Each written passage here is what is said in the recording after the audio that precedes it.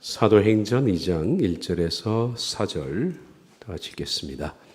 오순절날이 이미 이름에 그들이 다 같이 한 곳에 모였더니 호련히 하늘로부터 급하고 강한 바람 같은 소리가 있어 그들이 앉으러 온 집에 가득하며 마치 불의 혀처럼 갈라지는 것들이 그들에게 보여 각 사람 위에 하나씩 임하여 있더니 그들이 다 성령의 충만함을 받고 성령이 말하게 하심을 따라 다른 언어들로 말하기를 시작하니라. 아멘. 자, 이 시대의 미혹들 6번째인데 이제 한 2어지 정도 더 진행하고 다시 사도행전으로 돌아갈까 합니다. 자, 성령의 역사가 초이성적일까 하는 문제입니다. 많은 사람들이 참 오해하고 있어서 그렇습니다. 이성을 초월한다, 그렇게 사람들이 생각합니다. 많은 사람들은 하나님의 권능이 나타나면 전율스러운 방법, 다시 말하면 이성과 상식을 넘어선 현상이 나타난다라고 생각합니다. 이런 생각 속에는 자연히 인간이 가진 이성과 상식이 신앙과 배치된다라는 이원론적 사상을 갖고 있기 때문입니다. 흑백 논리에 빠져 있는 거죠. 제가 수요 강좌에서도 말했지만 이원론 사상은 사탄의 작품입니다. 그래서 이성과 상식이 신앙을 배격하는가? 과연 신앙은 이성과 상식을 초월해야만 하는가? 사람들은 그렇게 생각한다는 겁니다. 그래서 몇몇 은사주의 지도자들은 논리와 이성 그리고 일반적인 상식을 경멸합니다. 오순절파 은사주의자들은 모두가 그러므로 잘못된 관념에 빠져 있습니다.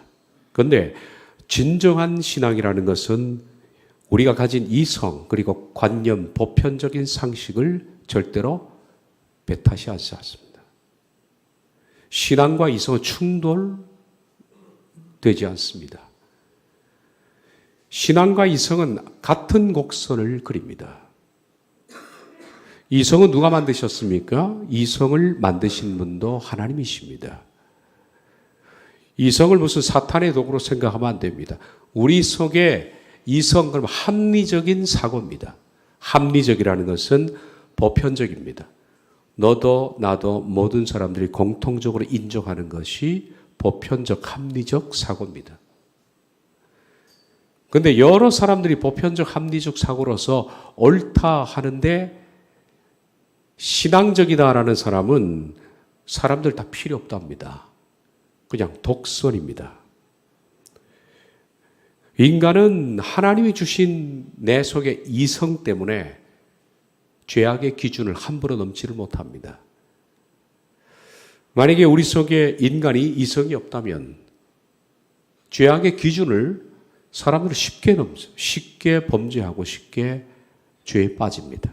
공동체가 나빠지려면 한없이 나빠집니다. 그런데 우리가 쉽게 나빠지지 못하고 쉽게 함몰되지 않는 것은 우리 속에 기준을 잡아주는 하나님의 창조물이 있기 때문입니다. 그것이 이성입니다. 물론 잘못된 이성, 이 잘못된 이성이라는 것은 바른 사고를 갖지 않고 점점 죄악으로 점철되면 이성도 타락합니다. 그런데 사람들이 거룩하고 깨끗하고 윤리 도덕적으로 사는 사람들은 이성이 맑습니다. 그런 사람들의 이성이 옳은 이성입니다. 그런데 잘못된 삶을 사는 이 사람들의 이성은 믿을 만한 것이 못 됩니다. 이성도 타락했기 때문입니다. 그래서 사람들이 보편적으로 깨끗하고 바른 삶을 사는 사람들의 이성을 존중해야만 합니다. 그것이 하나님이 우리에게 주신 우리 속의 재판관입니다. 얼마나 중요한 건지 모릅니다. 마치 물이 바다를 넘지 못하는 것은 하나님께서 경계선을 만드셨기 때문입니다. 성경에 나와 있지 않습니까? 물이 땅을 침범하지 못하도록 하나님이 경계선을 정하셨다라고 시편에 말씀하는 것처럼 하나님께서 우리 속에 이성을 창조하셨기 때문에 우리가 죄의 경계선을 쉽게 넘지 못합니다. 넘더라도 사람들이 죄의식을 느낍니다. 양심의 가책을 느끼고 이래서는 안 돼라는 것을 느낍니다. 이것이야말로 하나님께서 우리에게 주신 탁월한 창조물입니다. 이것만큼 탁월한 창조물이 없습니다. 이성은. 그런데 그릇된 신앙 개념을 가진 사람들은 이 신앙이라는 것은 이성을 넘어서 비상식적이고 비합리적인 아주 초월적인 방법으로 괴기스럽게 증명된다. 사람이 상상하지 못하는 이성을 뛰어넘은 놀라운 일들이 생겨야만 하나님의 신앙이다, 역사다, 그렇게 보는 겁니다. 잘못된 이원론적 사고를 가졌습니다. 이 그릇된 생각 때문에 많은 사람들이 초이성적인 신앙을 추구하다가 미혹에 쉽게 빠집니다. 좀 신기한 게 벌어졌거든요. 상식적으로 납득이 안 가는 게 벌어졌거든요. 저게 신앙인가 보다. 그렇게 미혹됩니다. 사탄이 갖지 못한 것이 두 가지 있습니다. 그것은 사랑입니다. 첫째, 사탄은 사랑하지 못합니다. 동정과 궁리를 하지 못합니다. 사탄은 파괴자입니다. 그리고 사탄이 갖지 못한 또 하나는 바른 사고입니다. 이성입니다. 사탄은 이성적으로 생각하지 못합니다. 그러므로 사탄의 역사는 항상 초이성적인 범위에서 벌어지는 것이 많이 있습니다. 물론 하나님의 역사도 이성을 뛰어넘는 그런 역사가 성경에 나타나곤 합니다. 홍해가 갈라진다든지 이런 거 말입니다. 그렇지만은 그런 것들의 베이스에는 가장 합리적인 이유가 있기 때문에 그런 사건이 벌어진 것이지, 합리적인 것을 빼고서 무작정 그런 사건 자체를 하나님은 보여주지를 않는다는 겁니다. 성령 충만이라는 것의 정의를 한번 생각해 봐야 됩니다. 성령 충만이라는 것은 사람이 가장 이성적이고 가장 보편적 윤리적으로 돌아오는 것을 가리킵니다. 저는 그렇게 생각합니다. 성령 충만은 바른 이성으로의 회귀다. 성령이 충만한 것은 정말 사람이 바른 삶에, 올바르고 도덕적인 삶의 모습으로 돌아오는 겁니다. 그런데 성령 충만하다 그러면 상대를 무시하고 함부로 복음을 전하고 봉헌사에 뛰어들어가서 예수님의 이름으로 땅 밟기를 시도하고, 그죠? 중 들어갔다가 무례하게 대하고, 이런 것들을 성령 충만이라고 생각하는 것은 정말 악령 충만이라고 표현할 수밖에 없다라는 겁니다. 성령의 역사란 그 대부분이 이성적이고 보편적인 기준으로 돌아가는 것을 말합니다. 물론 여기에다가 하나님의 놀라운 일들도 더해지기도 합니다. 가장 깊고 신비한 성경 해석의 기준 역시 뭡니까? 보편 상식적인 해석입니다. 제가 늘 얘기하듯이 성경 해석의 기준은 모든 사람들이 듣고 머리를 끄덕이는, 공감할 수 있는 해석이 가장 보편 상식적 해석이고 맞는 해석입니다. 하나님은 성경을 주실 때 9사람은 이해를 못하고 한 사람만 이해할 수 있는 특이한 해석을 주지 않았습니다. 성경은 만인을 위해서 주신 겁니다. 그리고 모든 사람들이 다 납득해야 바른 겁니다. 성경 해석의 가장 올바른 해석의 방법은 보편 타당성입니다. 신학교에서 제가 이 부분을 너무나 오랫동안에 얘기를 했습니다. 근데도 졸업하고 나가면 잊어버립니다. 성경 해석을 보편 타당성, 이성적 합리적으로 해석하는 것이 아니라 아주 희한하게 독창적으로 9사람들 가운데에서 대여섯 사람들 혹은 7, 8사람이 성경 해석이 이상한데? 라고 하는 그 해석을 그 사람이 취할 때 사람들이 혹자는 신령하다, 성경을 잘 쪼갠다 라고 하는 것은 정말 잘못된 것이다 라는 겁니다. 불행한 자는 수많은 사람들이 이 점에 미혹되어 있다는 사실입니다. 그래서 신앙이라는 이름으로 또 다른 십자군의 폐해가 발생합니다. 다시 말하면 무례함입니다. 무례함입니다.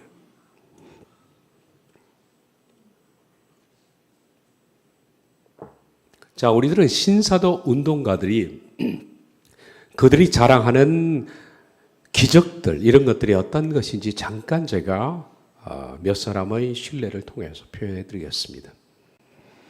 케네스 해긴 신사도 운동가입니다. 그의 간증을 보면 이렇게 나와 있습니다. 15분 동안 나는 그 전에 내가 무슨 얘기를 했는지 한마디도 기억할 수 없었다. 이러면 무슨 입신한 것처럼 신령하게 생각합니다. 아니 15분 동안에 자기가 무슨 말을 했는지 모른다면 이것이야말로 병원에 갈 일입니다. 근데 혹자는 이걸 듣고 야 무슨 성령에 취하면 저렇게 된다 그렇게 생각하는 겁니다. 나는 영광의 구름 속에 있었습니다. 제단 주위를 걷고 있다는 것을 깨달았을 때는 당황해서 얼굴을 붉혔습니다.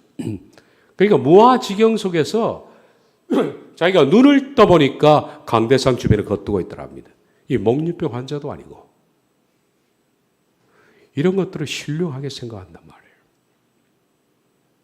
오순절 파들이 이런 간증만 하면 박수를 칩니다. 환호를 합니다.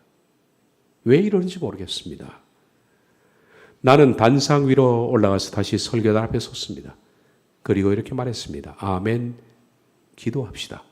그리고 그들에게 성령 충만함이 있었습니다. 때때로 설교하고 있을 때 하나님의 성령이 나에게 오셔서 내 주의를 끄십니다. 그럴 때면 나는 단 한마디도 할 수 없습니다.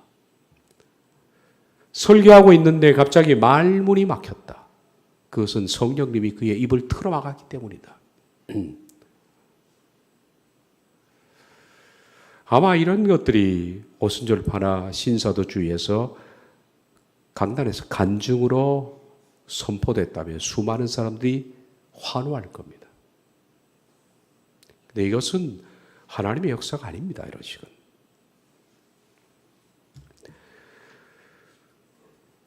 자, 두 번째 소개할 분은 여자인데 마리아 우드월스입니다.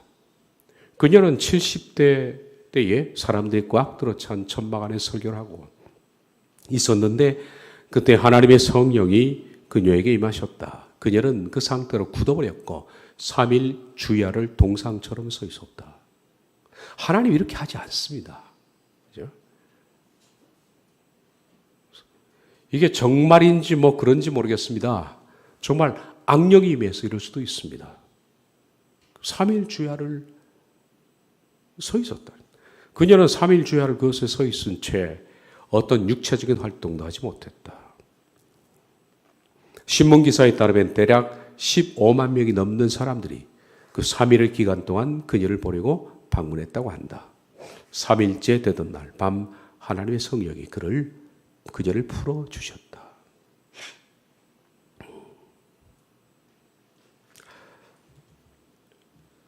좀 전에 말했던 케네스 해긴 얘기를 좀 더 하겠습니다. 케네스 해긴의 설교 중에 있었던 일. 어느 날 밤 강단에 서서 설교를 하고 있는데 하나님의 권능이 한 여인에게 임하는 것을 보았다. 그녀는 단상 끝에서 약간 떨어진 공중에서 춤을 추기 시작했다. 그러니까 공중에 떠서 췄다는 겁니다. 이거 무당이죠. 무당. 그죠? 그녀는 공중에 뜬 채 춤을 추고 있었다. 그녀의 발은 바닥에 닿지 않았다. 모든 사람들이 그것을 보았다. 그런 후에 그녀는 돌아서서 춤을 추며 단상의 반대편 아래쪽으로 갔다. 그곳에서 그녀는 춤을 추다가 멈추고는 마침내 눈을 뜨고 자기 자리로 돌아갔다. 문제는 이런 것들에 환호하는 사람들이 있기 때문에 문제입니다. 존 윈버는 제가 몇 번 얘기한 적이 있습니다. 자, 존 윈버의 얘기입니다. 대다수의 젊은이들이 경련을 일으키며 넘어졌다. 마치 전쟁터 같았다. 존 윈버가 뭐 이렇게 장풍을 쏘았든지 완수를 했든지 그러겠죠. 곳곳에서 사람들이 쓰러지고 울고 아우성치며 방언으로 말하고 있었다. 많은 사람들이 소리를 질렀고 요란한 행동을 보였다. 그러한 종류의 혼란을 하나님께서 역사하고 계시다는 진정한 증거로 받아들일 수 있을까? 새벽 5시간 될 때까지 존은 아무것도 알아낼 수 없었다. 그러니까 막 사람들이 쓰러지고 아우성 치고 방언으로 하고 막 기고 요란한 소리를 지르니까 이게 하나님의 역사입니까? 라고 존이 물었다는 겁니다. 그는 하나님을 향해 울부짖었다. 주여 당신의 역사였습니까? 말씀해 주옵소서. 잠시 후에 전화벨이 울려서 받아보니 콜로라도 덴버에서 목회하고 있는 친구로부터 전화했다. 그는 이렇게 말했다. 존, 이런 시간에 전화해서 미안하네. 하지만 정말 이상한 일이 있었네. 그래서 자네에게 이야기를 해주려고 이렇게 전화를 했다네. 그것이 무엇을 말하는 것인지 모르겠지만 하나님께서는 내가 자네에게 이렇게 말해주기를 원하신다네. 존아, 내니라. 이게 사탄들이 짜고 하는 겁니다. 그러니까 완전히 구렁텅이에 몰아넣는 거죠. 그 일을 한 것이 하나님이라는 얘기입니다. 강조하지만은 성령의 역사는 이성을 배제하지 않습니다. 이성을 원수 취급하지 않는다는 거예요. 과연 신사도주의에서 일어나고 있는 이런 일들이 성령의 은사인가 아니면 영적 재난인가? 영적 재난이죠.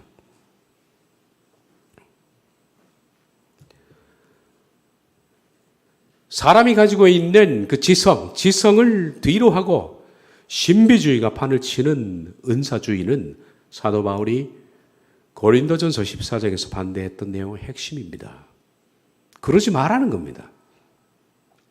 고린도 교인들의 방언의 오용에 대해서 책망하면서 교회 안에서 성령의 은사 사역은 사람들의 마음과 이성을 새롭게 하는 것임을 강조했습니다.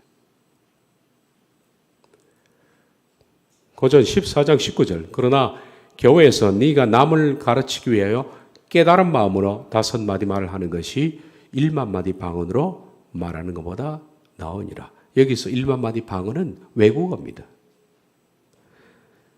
외국어는 하나님의 초대교회에 허락하신 은사입니다. 그러나 그런 탁월한 은사라 할지라도 남들이 예를 들어서 헬라 사람들이 모여서 에스파니아어로 얘기를 한단 말이죠. 그러면 교인들이 못 알아먹지 않습니까? 그게 하나님이 주신 은사라 할지라도 알아먹는 사람이 없는 그런 외국어 방언이라면 하지 마라. 차라리 맑은 정신으로 5마디 말하는 것이 낫다. 이성을 강조한 겁니다. 깨달은 마음으로 터모이무는 뭐이라는 그 이해되다네. 너의 이해된 것으로. 그러니까 날카롭게 지성과 이성으로 합리적으로 이해된 것으로 5마디 말로 가르치는 것이 외국어 방언 가지고 떠드는 것보다 낫다라는 겁니다. 이 바울은 정신 차리라 그래요. 냉정한 정신으로 얘기하라는 겁니다. 성령의 은사는 또한 이타적이고 이성적입니다. 하나님이 우리에게 은사라 그러니까 신비한 것이라고 생각하지만은 은사는 영어로 그냥 기프트입니다. 선물입니다. 하나님께서 그 공동체의 어떤 사람에게 기프트를 주신 것은 그 사람이 다른 사람을 압도하거나 다른 사람에게 존중을 받거나 그의 이 기득권이나 그의 유익을 위해서 주신 것이 아니라 그 기프트를 받은 사람이 다른 사람을 섬기도록 하기 위해서 주신 겁니다. 그러므로 성령님의 선물은 항상 이타적입니다. 나를 위해서가 아니라 타인을 위해서.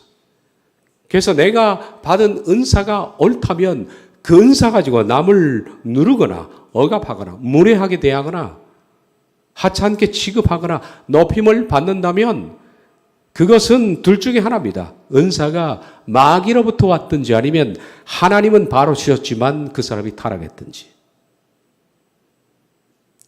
은사는 절대 이타적입니다. 그래 가장 이성적이다. 이 점을 잊지 말아야 한다. 고전 14장 12절. 그러면 너희도 신령한 것을 사모하는 자인즉 교회의 덕 세우기를 위하여 풍성하기를 구하라. 신령한 것을 사모하는 사람들은 교회의 덕을 세워야 한다. 어떤 직분이든 어떤 내가 가진 은사든 달란트든 간에 내가 그 일을, 그 일 자체를 능숙하게 하는 것을 하나님이 원하시는 것은 아닙니다. 하나님은 프로페셔널한 사람을 요구하는 게 아니죠. 만약 그 일 자체를 능숙하게 할 것 같으면 전문가를 하나님 부르셨을 겁니다. 네, 하나님은 항상 내게 주신 직분을 가지고 교회의 덕을 세우는 것이 목적입니다.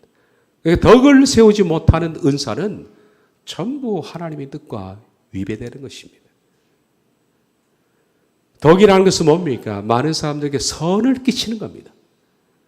내가 하는 일을 통해서 타인이 즐겁고 타인이 행복하고 그리고 타인이 하나님 앞에서 하나님을 예배하고 섬기는데 도움이 되는 종으로서의 섬김이 은사입니다. 그런데 오늘날 은사주의들이 주장하잖아요.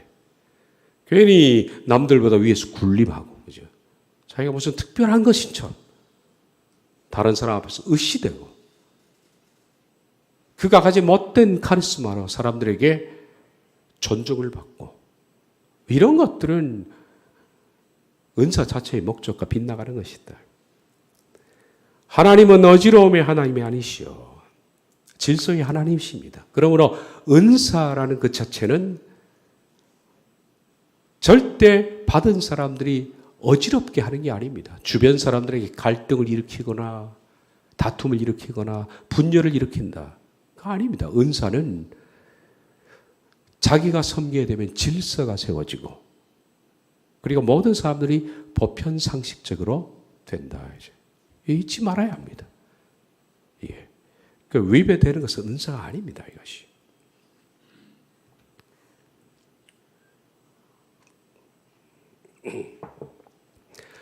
그러나 은사주의자들은 모든 사람을 어지럽힙니다. 혼동이 온다는 거예요. 이성과 지성 그리고 논리를 무너뜨리고 인간의 감성을 마비시키는 혼란 그 자체입니다. 앞서 말했던 케네스 해긴의 얘기를 좀 더 들어보겠습니다. 맨 처음 그러한 일이 일어난 때는 1950년이었다. 나는 오클라호마주에서 설교를 하고 있었다. 한 여인이 기도를 받기 위해서 앞으로 걸어 나왔다. 그녀는 자신이 72세라고 말했지만 아기를 낳으려는 것처럼 보였다. 물론 그녀의 배는 불러 있었다. 배에 뭐 종양이 있든지 해서 독소가 찼든지 불러 있었습니다. 그런데 케니스 해긴의 다음 하나님께 받았다는 얘기를 들어보면 기상천외합니다.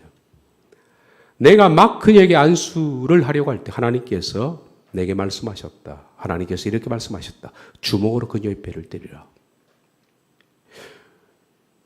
그런데 신사도주의자들이 이런 거 많이 합니다. 발로 차는 거 많이 봤죠? 발로 차요. 그렇게. 왜 하나님이 그렇게 해라 했다.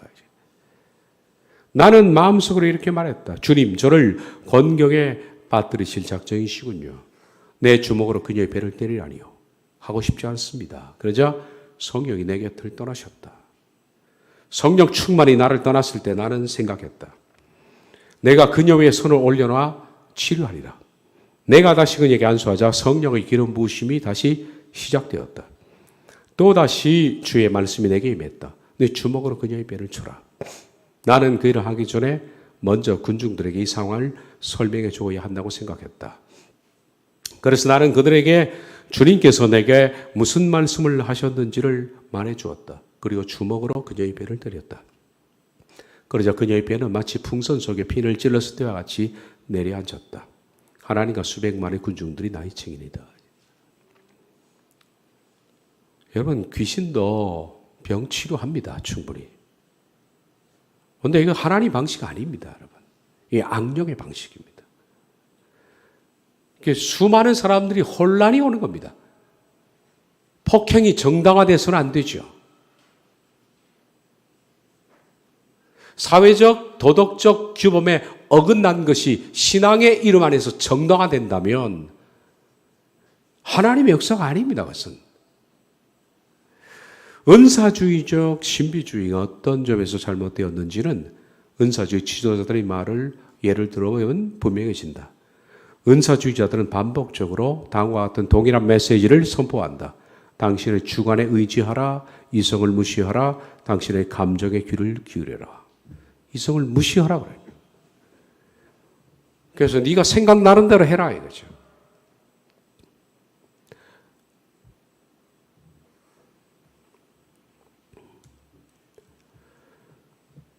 성령 은사의 목적 다시 한번 보겠습니다. 방언, 언넌텅입니다. 외국어입니다. 외국어를 말하는 자는 자기의 덕을 세우고, 제가 전에 말했죠. 덕이라는 단어는 교회에 없다. 성경에 없다. 원문에. 굳이 번역하자면 세우다는 오이코도메오는 어떤 뜻이냐 하면 빌드 하우스입니다. 집을 짓다라는 뜻입니다. 이렇게 번역하면 맞습니다. 외국어를 말하는 자는, 외국어는 하나님의 은사입니다. 그렇게 해서 초대교회 외국어로 다른 사람들에게 복음을 전하지 않습니까? 그 외국어 은사는 은사라 할지라도 그것을 하는 것은 자기 집을 건축하는 것이고, 자기 집을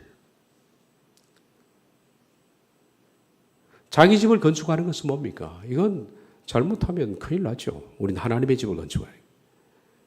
예언하는 자는 교회의 집을 세운다. 그러니까 외국어 방언 은사라 할지라도 예언이 더 낫다. 예언은 제가 말씀을 이렇게 바꿔서 지금 편의상 얘기합시다. 성경의 정확한 해석입니다. 나는 너희가 다 방언 말하기를 원하나. 방언했으면 좋겠다. 텅스는 외국어입니다. 앞에 말한 언넌 텅스는 그거네. 알아듣지 못할 소리입니다. 제가 잘못했습니다. 알아듣지 못할 방언 기도를 하는 사람은 자기의 덕을 세우고, 그러니까 방언 기도하는 사람들이 자기의 덕을 세우니까 어떻게 됩니까? 방언 기도가 자기를 높여주는 거예요. 자랑거리가 되고 전부 자기 덕을 세우는 거예요. 그런데 성경을 정확하게 해석해서 남들에게 바른 이해를 주고 하나님의 뜻을 바르게 인도하면 뭐가 됩니까? 교회의 집을 짓는 겁니다. 나는 너희가 외국어, 이거 외국어 말하기를 원하나 특별히 성경을 바로 해석했으면 좋겠다. 만일 외국어를 말하는 자가 통역하여 교회의 덕을 세우지 아니하면 예언하는 자만 못하니라. 그러나 그 외국어할지라도 통역이 있어야 된다. 이 말씀의 뜻이 뭡니까? 교회의 덕을 세우는 것이 은사의 가장 중요한 부분이다. 저와 여러분은 무슨 일을 하든 간에 이 공동체의 유익을 위해서 하나님이 내게 주신 것을 써야 합니다. 그게 유익입니다. 한 가지 분명한 사실은 만약 어떤 사람이 자신의 은사를 자신의 유익을 위해 사용하거나 혹은 구경거리로 사용하거나 영적으로 멍한 상태에 들어가거나 다른 사람을 의식불명의 상태로 만든다면 그가 행하는 일이 어떤 것이든 잘못된 것이다. 속지 않도록 해야 한다. 오늘 많은 사이비 은사들이 진짜로 통하고 있으며 그로 인해 교회는 올바로 서기보다는 산산이 부서지고 있다. 요한일서 4장 1절에 사랑하는 자들아 영을 다 믿지 말고 오직 영들이 하나님께 속하였나 분별하라. 많은 거짓 선지자가 세상에 나와 참 많다. 많은. 영을 시험하라. 영들을 시험하라. 복수입니다. 영들을 시험하라. 시험하라는 뜻은 그것이 선한 것인지, 시험은 뭘로 하느냐면 시험해서 얻을 이게 참이다 거짓이다의 분별이 뭐냐면 선과 악입니다. 시험하라는 뜻은 맨 뒤에 what is good, 선한 것, 선한 것이 드러나도록 테스트하는 거예요. 그 사람이 어떤 은사를 갖고 있다라는 것은 그 사람이 그 은사를 통해서 어떤 선한 열매를 나타내느냐, 그걸 가지고 테스트를 해봐라. 열매를 보면 안다. 알죠. 어떤 A라는 목사에게 희한한 일이 벌어져서 병을 고치느니 귀신을 쫓아내느니 어떤 목사는 기도하면 전부 옛날에 아들만 낳는 그런 목사가 있을 때 그 사람들 자꾸 만들기를 원해. 옛날에 저도 저쪽 교회에 있을 때 1년에 주례를 한 20번 가까이 한 적도 있었습니다. 굉장히. 근데 주례를 하면 이상하게 그때 당시에 남자애들만 줄줄줄 나와요. 그래서 소문이 어떻게 났냐면 저 목사님은 주례만 하면 남자아이를 낳게 하는 특별한 은사가 있다. 그래가지고 누가 만든 것 같아요. 사람들이 이거 참 만들기를 원하고 목사를 우상화하기를 원합니다. 예. 지금 같으면 그런 은사를 썼다가는 큰일 나겠죠. 딸을 낳아야 되는데. 근데 문제는 뭐냐 하면 그 은사를 행한다고 하는 사람들의 그 결과적인 열매, what is good, 얼마나 선한 삶을 사느냐 하는 것을 보아라. 그렇게 해서 교회를 수십만, 수백만, 그리고 수천, 수만 명의 대교회로 운집을 시켜놔도 결과적으로 그 목사가 성적 타락 혹은 물질적인 타락, 언행의 문제, 성품의 문제, 이런 것들을 보면 그건 선한 것이 아닙니다. 잘 그것을 분별하라 그렇게 말합니다. 하나님으로부터 온 것은 처음도 선하지만은 끝도 선합니다.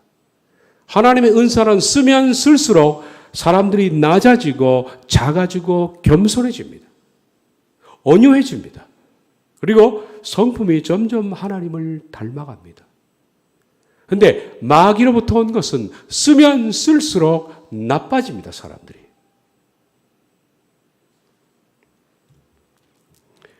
마태복음 7장 10에 17 거짓 선지자들을 삼가라. 양의 옷을 입고 너희에게 나오나 속에는 노약질하는 일이라. 그들을 열매로 그들을 알지니 가시나무에서 포도를 또는 엉겅퀴에서 무화과를 따겠느냐. 열매로 그들을 안다. 양 가죽을 뒤집어 쓰고 오는데 어떻게 합니까? 그 속을 열어보기 전에 모르지 않습니까?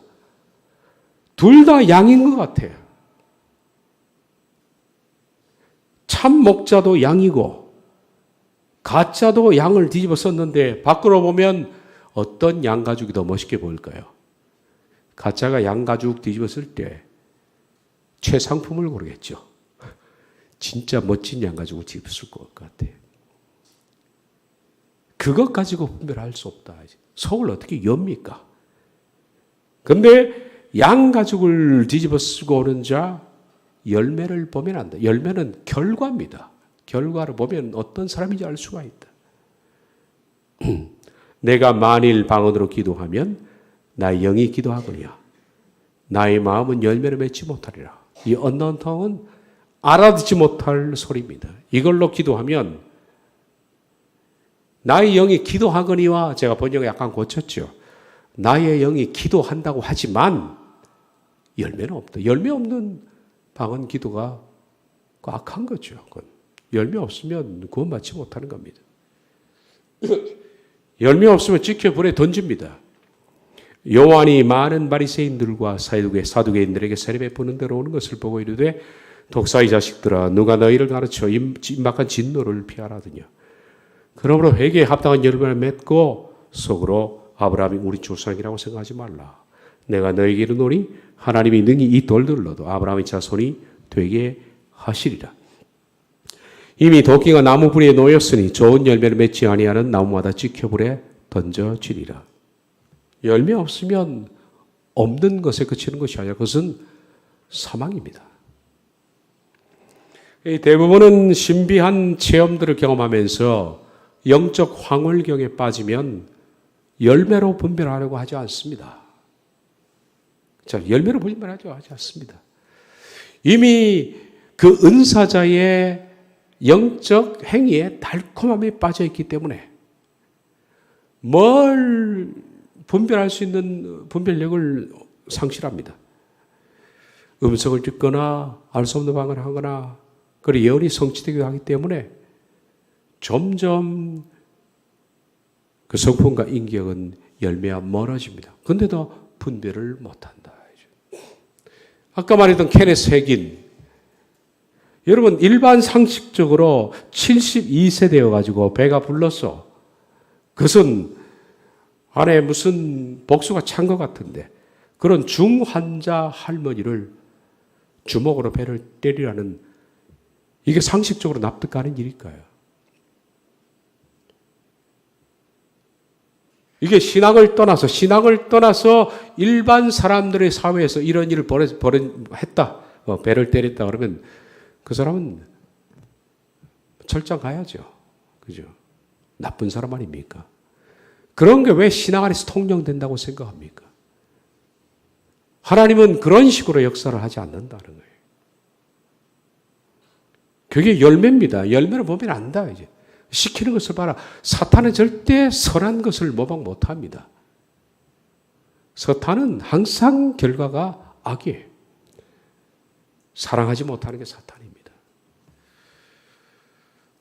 조금 더 하겠습니다.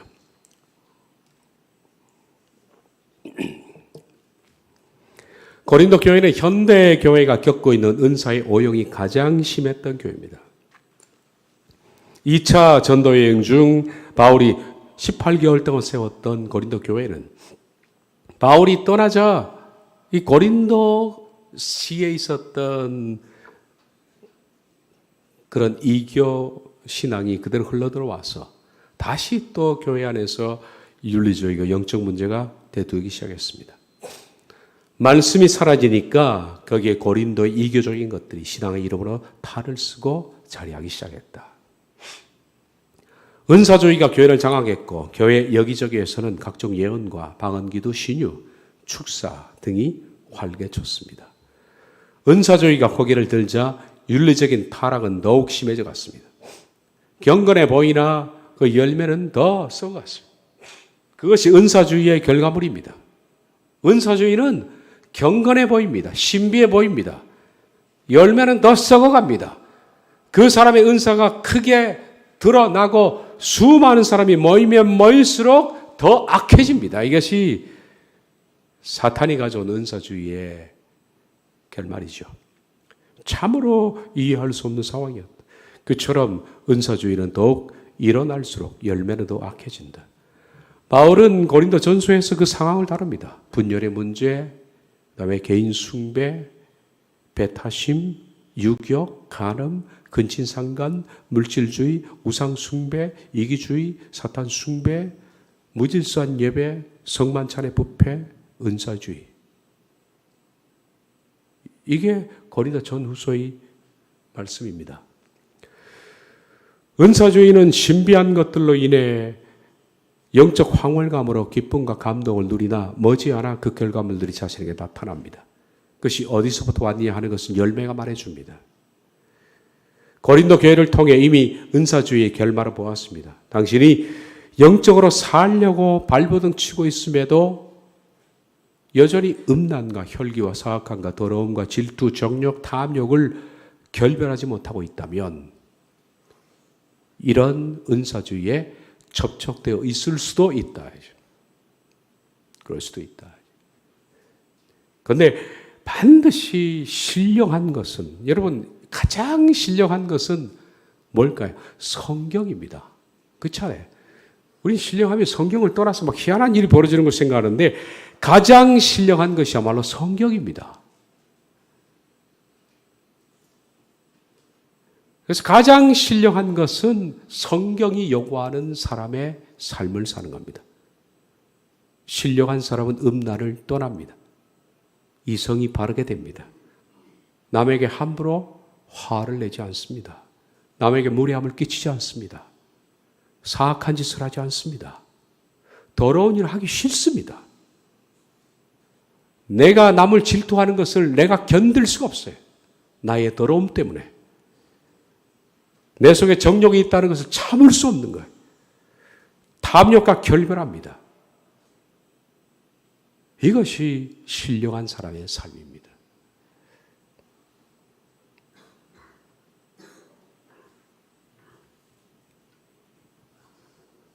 몇 장만 더 읽고 마치겠습니다. 고린도 성도들은 성령에 대해서 많은 오해를 하고 있었습니다.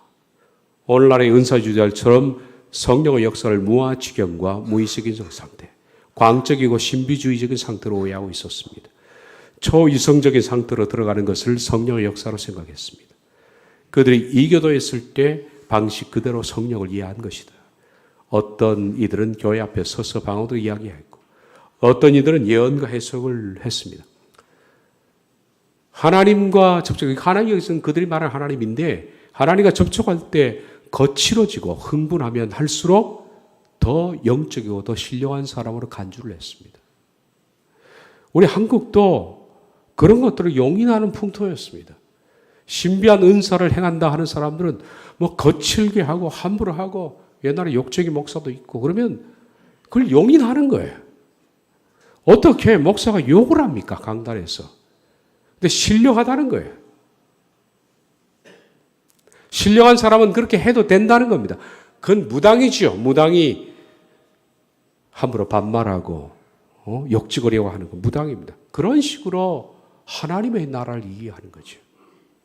이 해먹은 오해는 지금도 계속됩니다. 다른 사람들에게 영적인 사람으로 보여지며 영적인 사람으로 존경받으는 욕망 때문에 방언의 은사는 남용되고 잘못 사용됩니다. 어떤 자들은 무아지경 속에서 뜬머리 소리를 지켜도 됩니다. 그것은 절대로 정상적인 사람으로서는 할 수 없는 것이었음에도 하나님께로부터 나온 것이라고 믿었습니다. 그렇게 해서 비정상적인 것이 영적인 것으로 자림을 했다. 이게 고린도 교회입니다. 고린도 교회 사람들은 성령의 역사와 신비적 관습을 혼동했다. 아니, 같은 식으로 이해했다. 단지 종교라는 것만 바꾸어서. 신비적 관습은 그들이 이교도에 있을 때 익숙해 있었던 것입니다. 그리고 고린도 교회의 그 이해는 지금도 역시 뿌리 깊이 존재합니다. 왜냐하면 배후에는 사탄이 있기 때문에. 사탄은 언제나 이교도인이 회개하여 기독교인이 되었을 때 그가 이교도에 있을 때 이해했던 신접 현상을 기독교 안에서도 그런 식으로 이해하도록 오해시킵니다.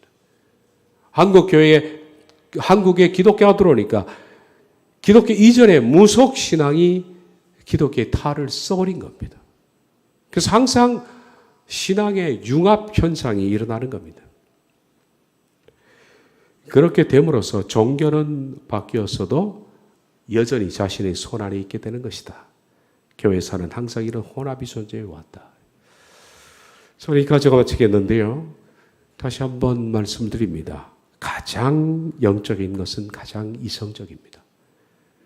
가장 신령한 해석은 가장 보편 타당적인 해석입니다. 신앙은 이성과 충돌하고 이성을 반대하지 않습니다. 신앙은 이성을 뛰어넘습니다. 그러나 뛰어넘는다는 것이 신앙의 이성을 무시하는 것이 아니라 신앙은 가장 이성적이면서도 간혹 이성을 뛰어넘어서 하나님의 역사를 나타낼 때도 있습니다만은 그 초자연적인 역사 역시도 이성적입니다. 이성적 바탕 위에 일어난 하나님의 초자연적 역사지 윤리, 도덕, 규범을 무시하는 목사는 또 은사주의자는 잘못된 것이다. 라는 거예요. 잘못된 것이다.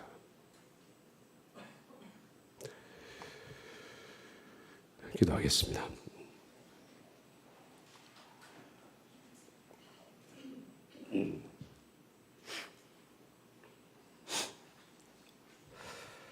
한국교회가 너무 많이 이 부분에 있어서 오해해왔고 또 오해 속에 빠져있는 수많은 사람들이 아직도 있습니다.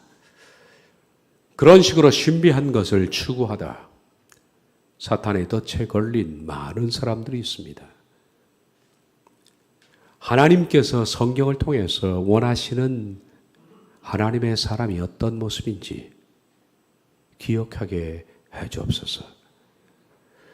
하나님께서는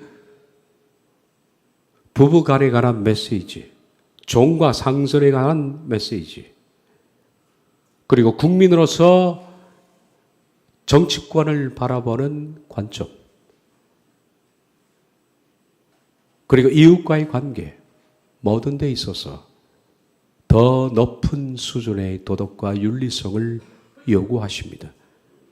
그리고 하나님은 그런 사람을 하나님의 사람으로 부르신다라고 하십니다. 우리가 오해하지 않게 하시고 가장 합리적인, 이성적인 그러나 신앙을 소유하는 하나님의 거룩한 백성들이 되게 해 주옵소서. 예수님의 이름으로 기도하옵나이다.